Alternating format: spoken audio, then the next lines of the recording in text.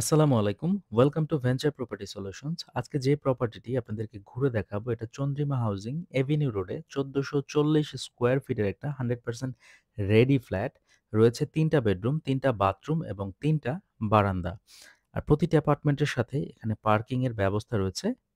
সম্পূর্ণ ইনট্যাক্ট একটি ফ্ল্যাট। আপনারা কিনেই উঠে যেতে পারবেন। তো এই ভিডিওটি পুরোপুরি দেখতে থাকুন। আমাদের চ্যানেলটিকে সাবস্ক্রাইব করে আর যারা অলরেডি সাবস্ক্রাইব করেছেন তাদেরকে অসংখ্য ধন্যবাদ। আর আজকের এই ভিডিওটি স্পন্সর করেছে ভেঞ্চার লাইফস্টাইল। আপনারা যারা গার্মেন্টস এক্সপোর্টের প্রোডাক্ট পড়তে পছন্দ করেন তারা চলে আসতে পারেন ভেঞ্চার লাইফস্টাইলে। তাদের শপের অ্যাড্রেস হচ্ছে মোহাম্মদিয়া হাউজিং সোসাইটি ৩ নাম্বার রোডে মাইলস্টোন স্কুলের ঠিক পাশের বিল্ডিংটাই জাপান গার্ডেন সিটির ঠিক পেছনে এবং শিয়া মসজিদের পশ্চিম দিকে।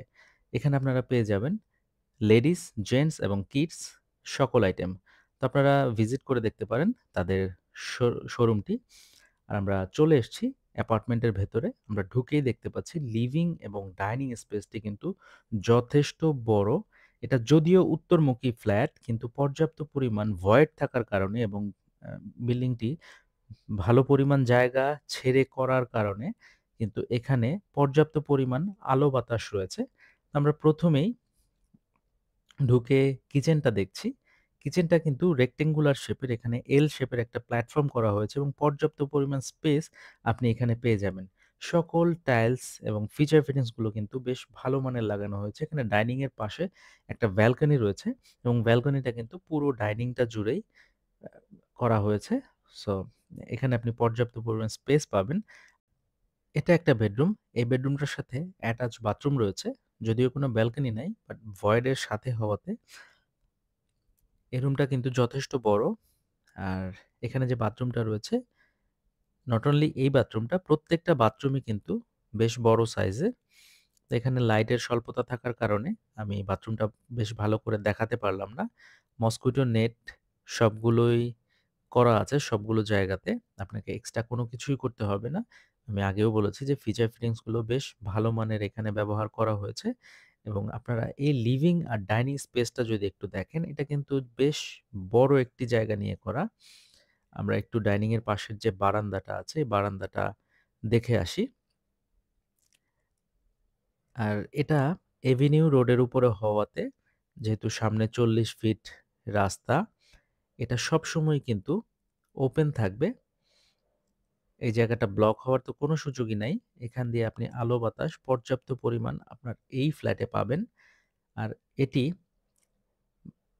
চন্দ্রিমা হাউজিং এর মধ্যে একটি ভালো মানের ডেভেলপার দ্বারা নির্মিত এই বিল্ডিংটি। সো এখানে কনস্ট্রাকশন ওয়ার্ক নিয়ে আপনার কোনো ধরনের কোনো শঙ্কা থাকার কোনো কারণ নাই। আর এই ফ্ল্যাটগুলো কিন্তু বা এই ফ্ল্যাটটি কিন্তু পর্যাপ্ত পরিমাণ রিজনেবল প্রাইসেই দেয়া হচ্ছে। তো প্রাইসটি দেখার জন্য আমাদের ডেসক্রিপশন বক্সটা obviously চেক করবেন। এটা হচ্ছে কমন ওয়াশরুম। কমন ওয়াশরুমটা রয়েছে লিভিং রুমের পাশে এবং কমন ওয়াশ বেসিনের প্রবেশনটা রয়েছে এই দিকটাতে।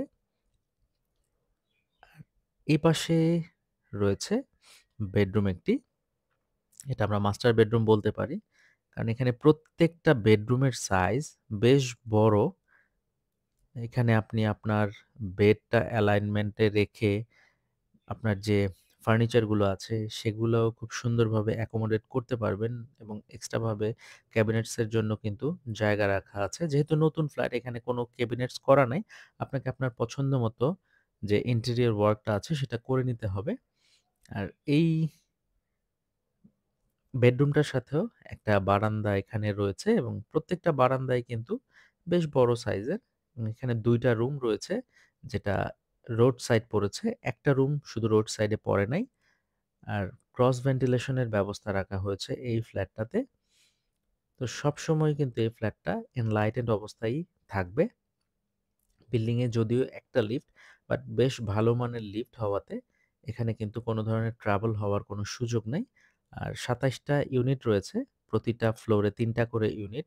১০ তলা বিল্ডিং B+G+9 এখানে বেসমেন্টে রয়েছে। সো প্রত্যেকটা ফ্ল্যাটের জন্যই কিন্তু পার্কিং অবশ্যই রয়েছে।